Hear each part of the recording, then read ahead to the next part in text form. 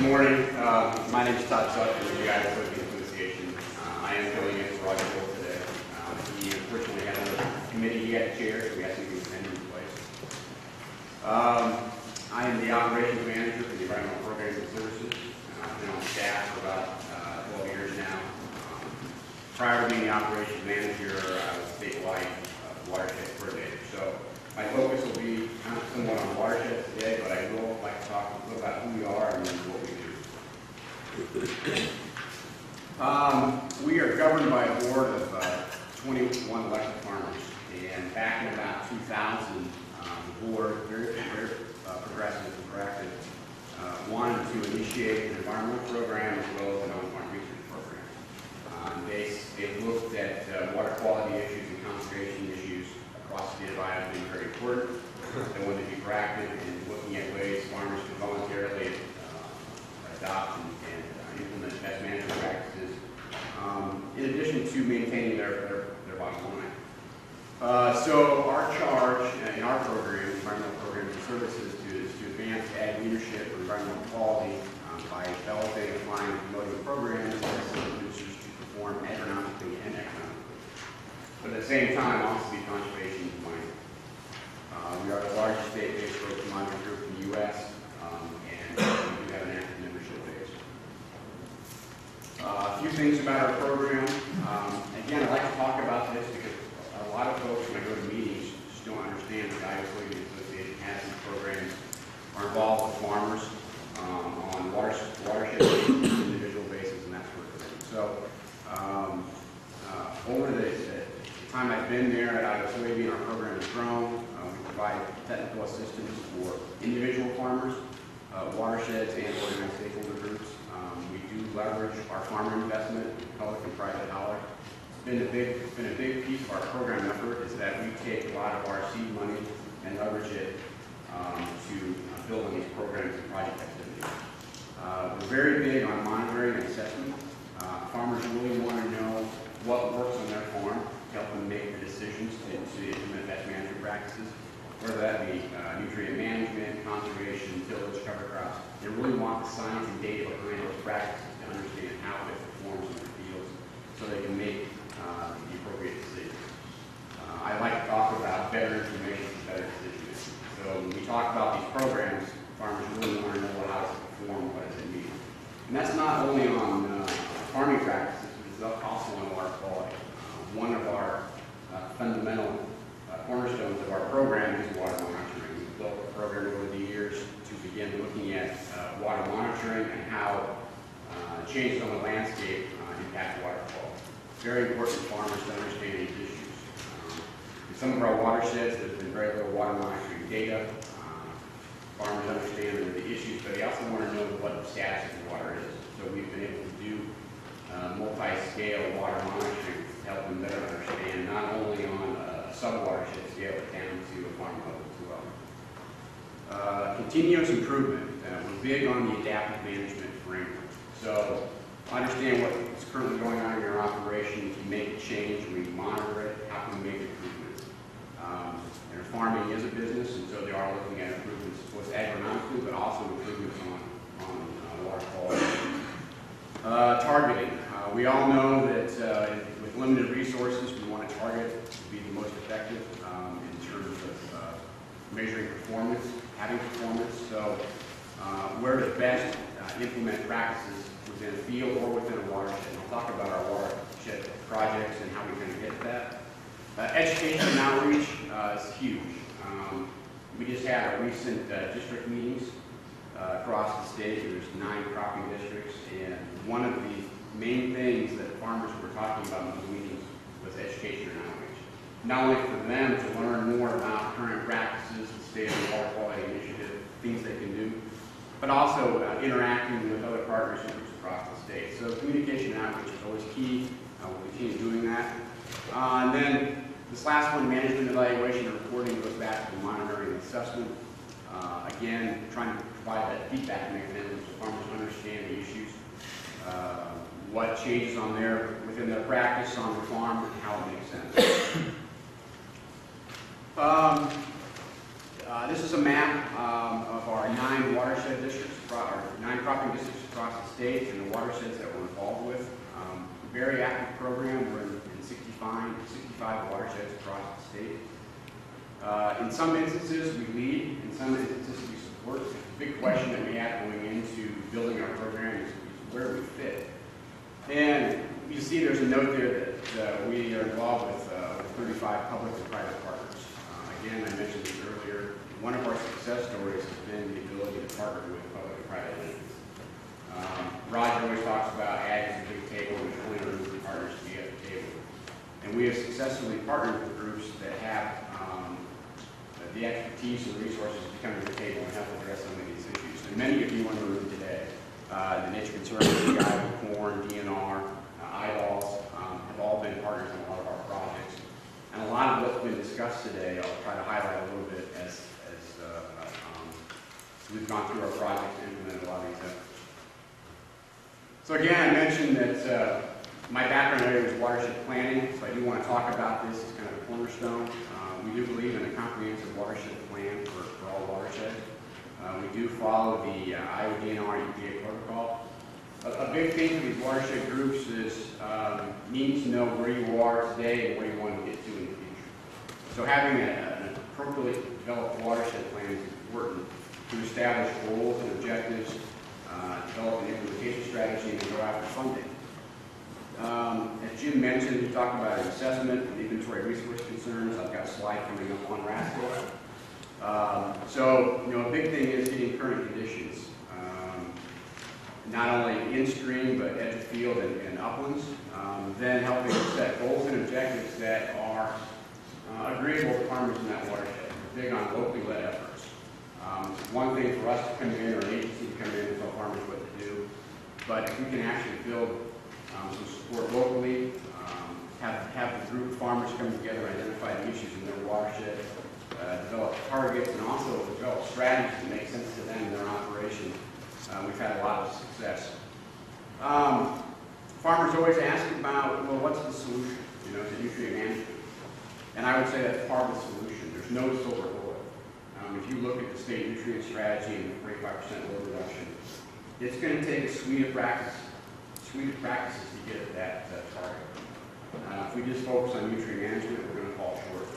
So we often work with farmers on in-field practices, so nutrient management, tillage, cover crops is getting a lot of attention, and then edge of field. We talked about buffers today, and I fully agree that we need to improve our buffer system.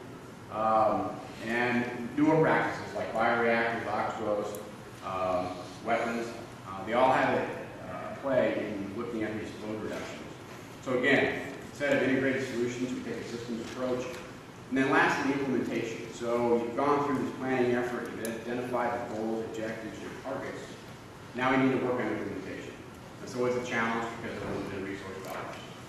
So a lot of these funding agencies, they want to know, has a group become organized, gone through this process, and what's their strategy?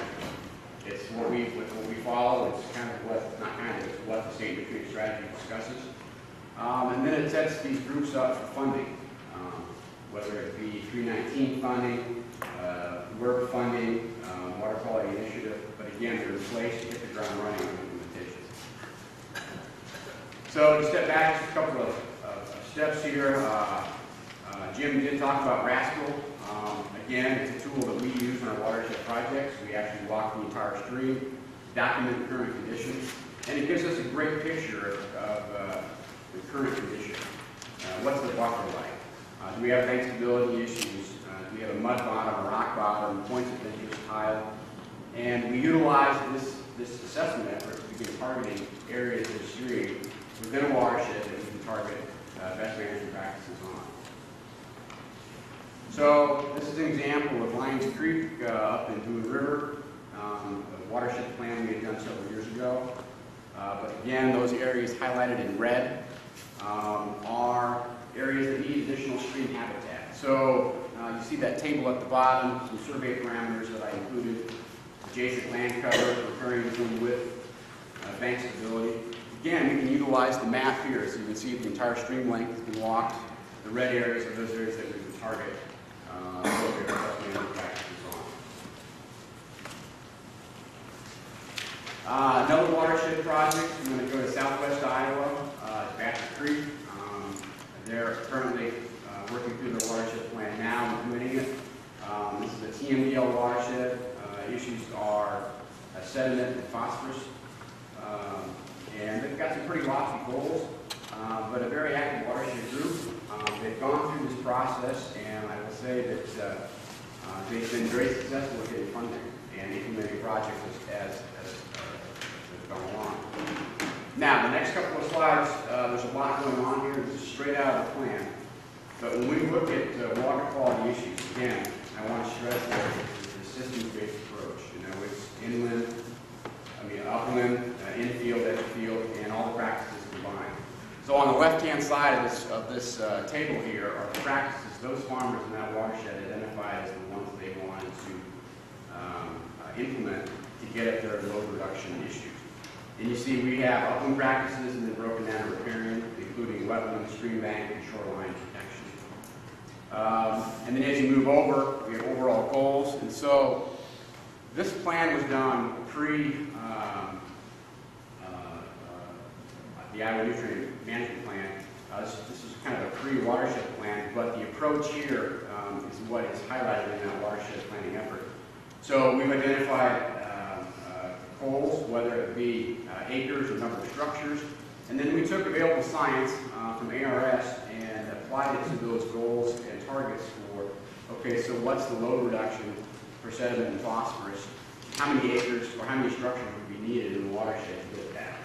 So what you have here is a total table of practices, overall goals, acres and production practices, and then the reductions that go with that. Now taking that to the next step, what we did here is we actually broke it down by phase. A lot of the funding for these watershed efforts is based on a 4-year cycle. So the goals are very lofty. Farmers have a hard time getting their head around 45%, 50%, 70% load reductions, depending on the watershed. But if you break it down by phase over a 10 to 20 year period and have targeted goals per phase, the number becomes more manageable. So in phase 1, we're looking at those practices identified earlier with the associated either number of acres or number of structures. Now in this effort, we're also partnering with the DNR. But there was a question about lake dredging earlier, and so DNR is going to be a willing partner in the Basket Creek project. They want to see some local ownership, so they're actually going to come in phase 2, years 5 through 8, and begin doing some lake restoration after a lot of these initial activities have been done. I can happily say in Badger, they've received over $1 million in funding right now through Water Quality Initiative and 319 funding, and are going gangbusters on terraces, cover crops, and I think they're beginning to look at some stream restoration as well.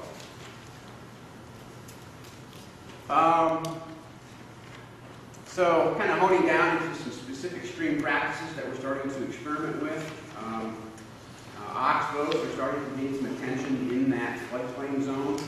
We talked about the floodplain today, the importance of the floodplain, not only for nutrient reduction, habitat, stream habitat, water quality improvement, but an oxbow essentially is an abandoned stream meander. So as we've heard today, streams will want to continue to meander, and as they meander, they will cut themselves off. Back in the early 2000s, there was a lot of interest in oxbows for Topeka shiner habitat for endangered species. But we're now looking at oxbows as potential denitrifying practice. So essentially, these are areas in the floodplain that aren't being farmed. They're wet. They're not productive ground. And what we've done is actually gone in and cleaned these out, restored them, and we're looking at stack benefits. So not only is Topeka a shiner habitat, but also rerouting tiles to get some denitrification practices going on. So we've done a lot of work in the Boone River watershed. I mentioned Lions Creek prior, but also going on in the Boone is the Mississippi River Basin Initiative. And then just as of last week, we learned that through the Water Quality Initiative funding as part of the state nutrient strategy, 2 sub-watersheds within the Boone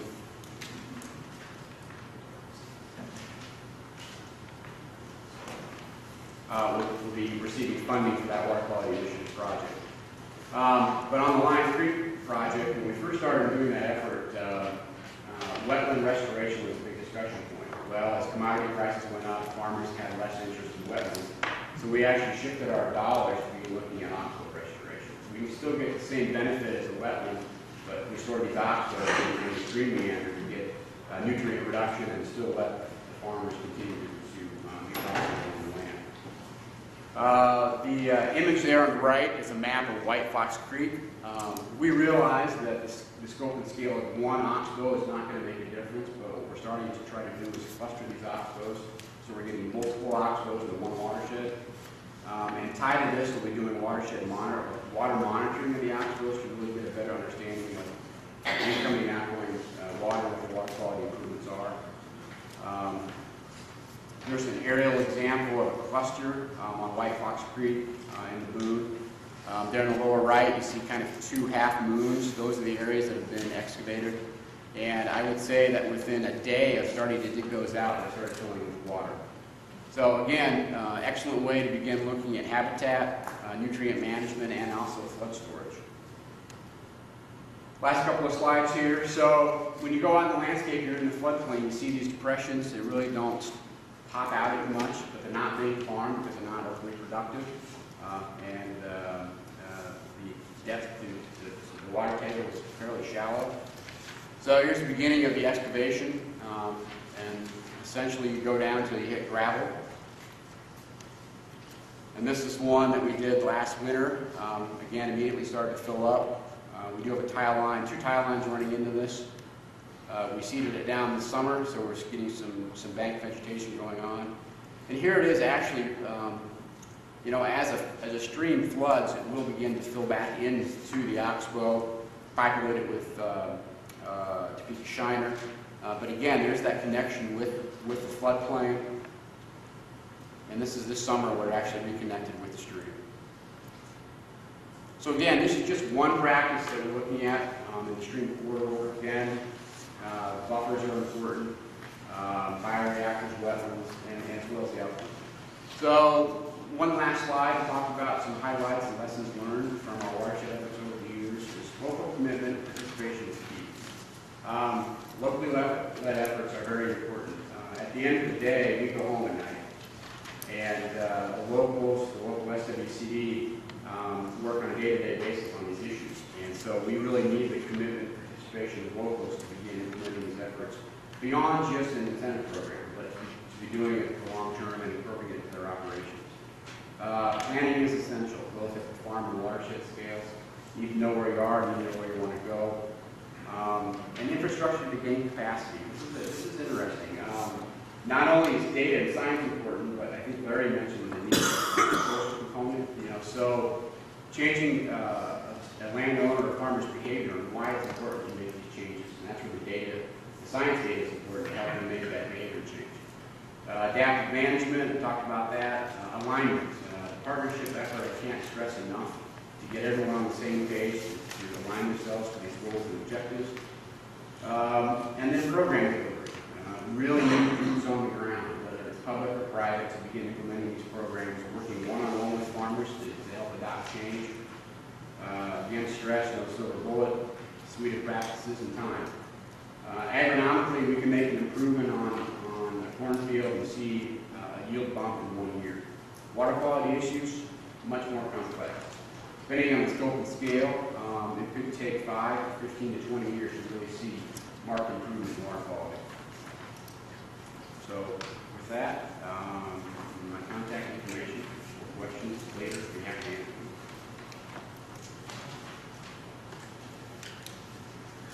Thank you very much. Any questions? Comments?